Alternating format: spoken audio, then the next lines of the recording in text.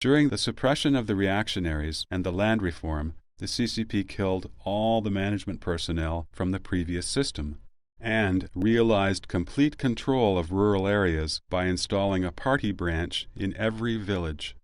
A huge amount of wealth was obtained by stealing and robbing during the two campaigns. The third result was that the civilians were all terrorized. The suppression of reactionaries and the land reform mainly targeted the countryside, while the subsequent 3 anti and 5 anti campaign could be regarded as the corresponding genocide in the cities. In the 3 anti movement, a batch of the CCP's corrupt cadres was executed, while the 5 anti campaign was essentially murdering the capitalists for their money. The capitalists were required to pay taxes that the CCP accused them of having evaded in the late 19th and early 20th centuries.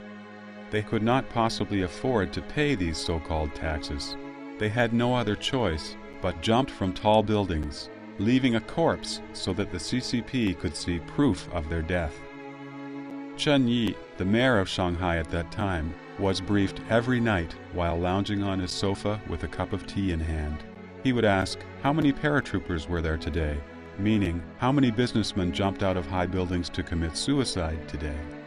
None of the capitalists could escape the 5 anti-campaign. It was said that at that time, people didn't dare to walk next to tall buildings in Shanghai in fear of being crushed by people jumping from above. So this is just a very short clip of that documentary movie. What's depicted there is absolutely true. It's recording the internal documents of the Chinese Communist Party and a lot of the documentary that reflecting that piece of history. And it's brutal. A lot of those capitalists didn't survive. Okay, they didn't survive this because they can't endure this public shame one after another. A lot of them choose to commit suicide. And a lot of them, before they committed suicide, they actually admitted to the crime they didn't commit.